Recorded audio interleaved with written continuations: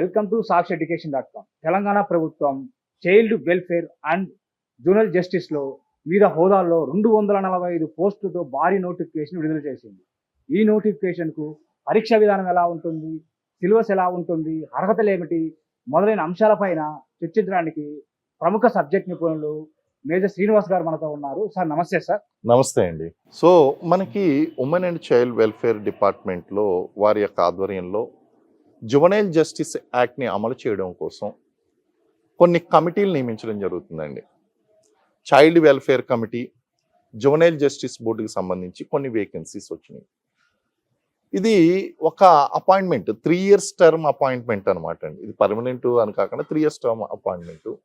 ఈ టర్మ్ అపాయింట్మెంట్లో మనకి జిల్లాకి ఒక కమిటీ అనేటువంటిది ఏర్పాటు చేశారు. అయితే రంగారెడ్డి, మేడ్చల్, మల్కాజ్గిరి, హైదరాబాదు జిల్లాలు ఏదైతే ఉన్నాయో ఈ జిల్లాలకి 2 days కమిటీలు, అంటే ఏంటి 33 జిల్లాలకి 36 కమిటీలు.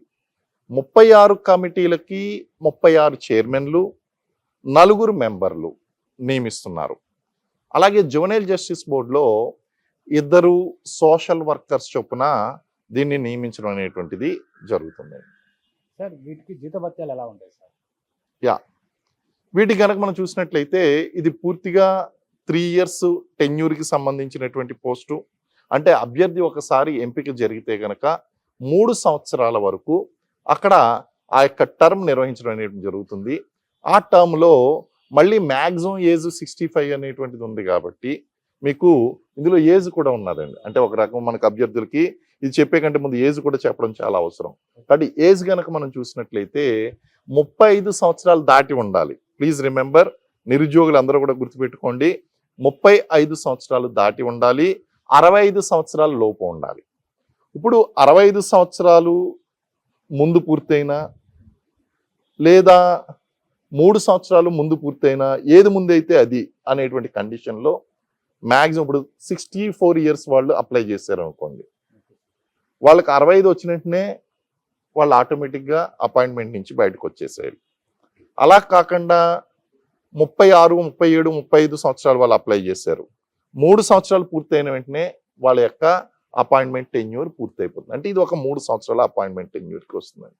కాబట్టి ఇక్కడ ఉన్నటువంటి జీతభత్యాలు ఎలా ఉంటాయి అంటే వాళ్ళకి ఆనరోరియం అనేటువంటిది ఇస్తారు.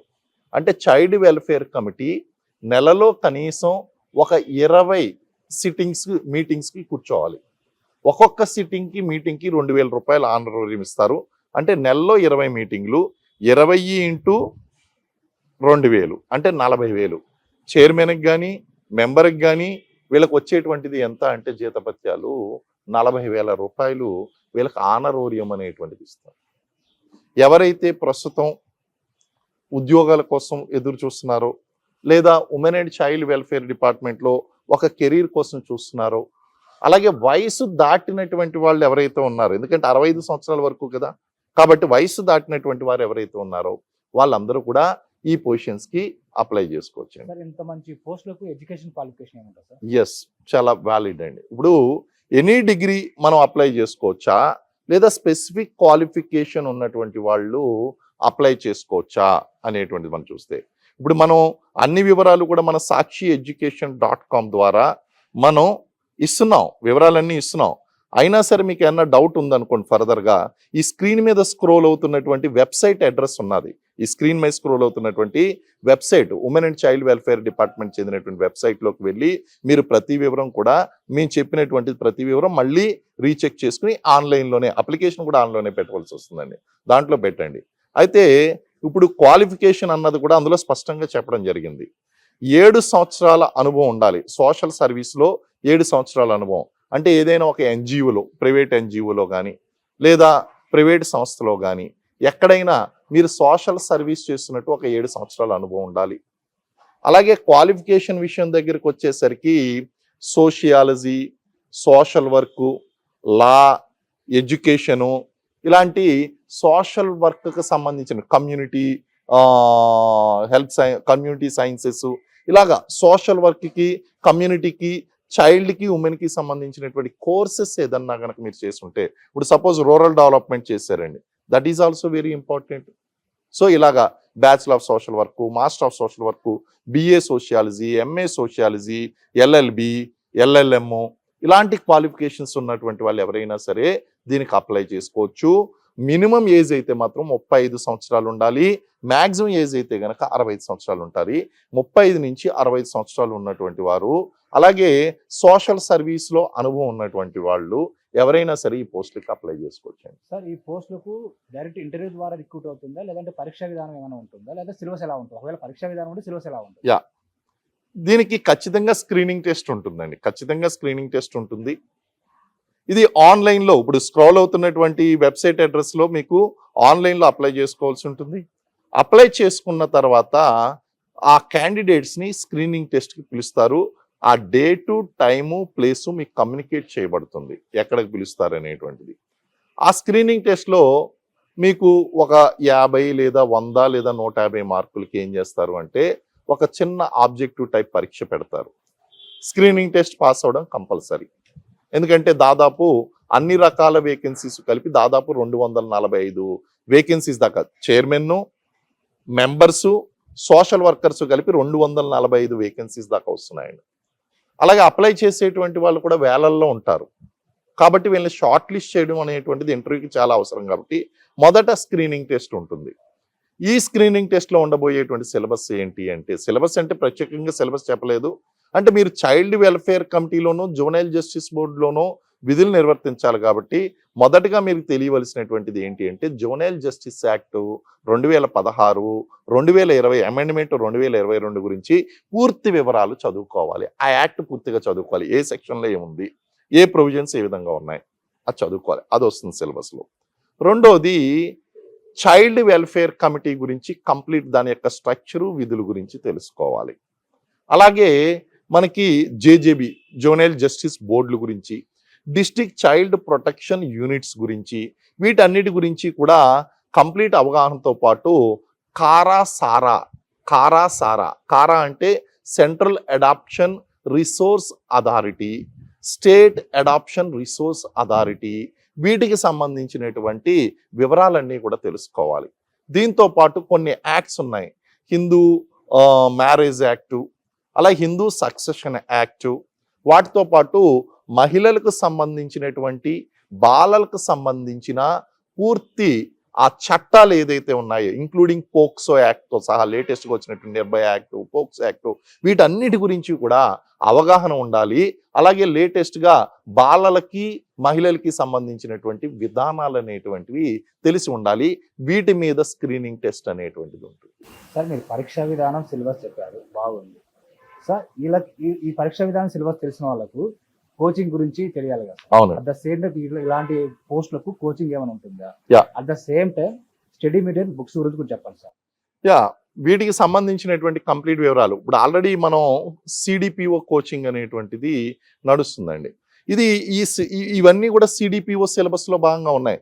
ఉమెన్ అండ్ చైల్డ్ వెల్ఫేర్ డిపార్ట్మెంట్కి ప్రిపేర్ అయ్యేటువంటి అంగన్వాడీ టీచర్లు, అలాగే గ్రేడ్ 1, గ్రేడ్ 2 సూపర్వైజర్కి ప్రిపేర్ అయ్యేటువంటి వాళ్ళు, ఏసీడిపిఓ, సిడిపిఓ ఉద్యోగాలకు ప్రిపేర్ అయ్యేటువంటి వాళ్ళు, వీళ్ళందరూ కూడా ఇవన్నీ కూడా వాళ్ళ పార్ట్ ఆఫ్ సిలబస్ చదువుకుంటారు. ఆ పుస్తకాలు చదువుకుంటే సరిపోతుంది.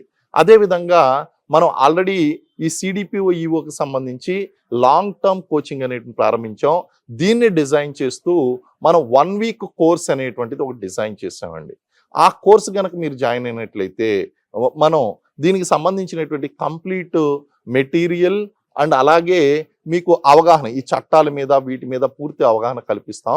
అదేవిధంగా ఈ స్క్రీనింగ్ టెస్ట్లో పాస్ అయినటువంటి వాళ్ళు ఎవరైతే ఉంటారో వాళ్ళని కేవలం పాస్ అయినటువంటి వాళ్ళకే ఇంటర్వ్యూకి పిలవడం జరుగుతుంది.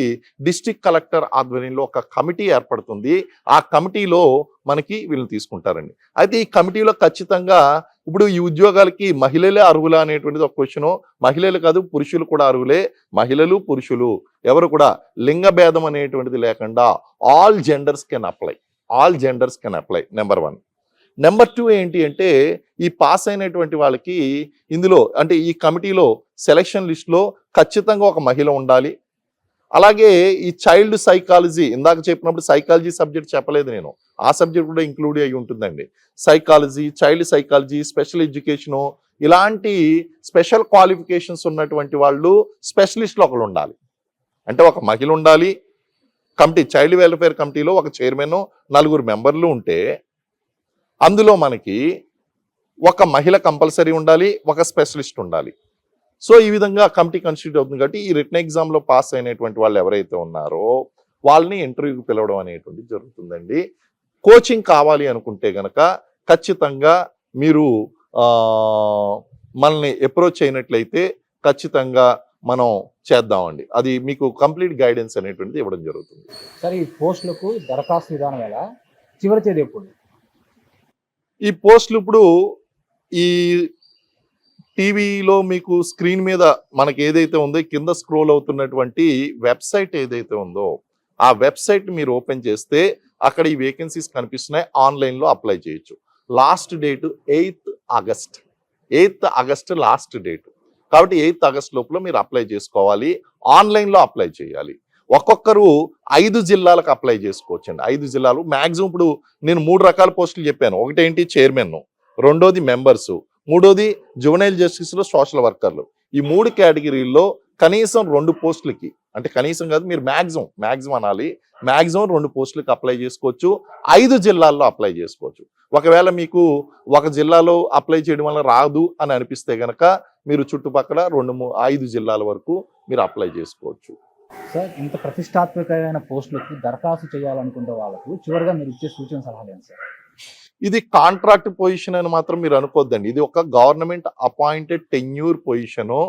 ఇక్కడ చైల్డ్ వెల్ఫేర్ కమిటీలో చైర్మన్లు గాను మెంబర్లు గాను పనిచేసినటువంటి వాళ్ళకి భవిష్యత్తులో state commission for the protection of child rights లోను, national commission for the protection of child rights లోను అనుభవం అనేటువంటిది కన్సిడరేట్ చేయడం జరుగుతుంది. అలాగే రాష్ట్ర ప్రభుత్వం ఆధ్వర్యంలోని అనేక కమిటీలు కమిషన్లు ఉంటాయి. SC commission, ST commission, BC commission, minority commission, women commission, ఇలాంటి కమిషన్లు కమిటీలు అనేక ఉంటాయి.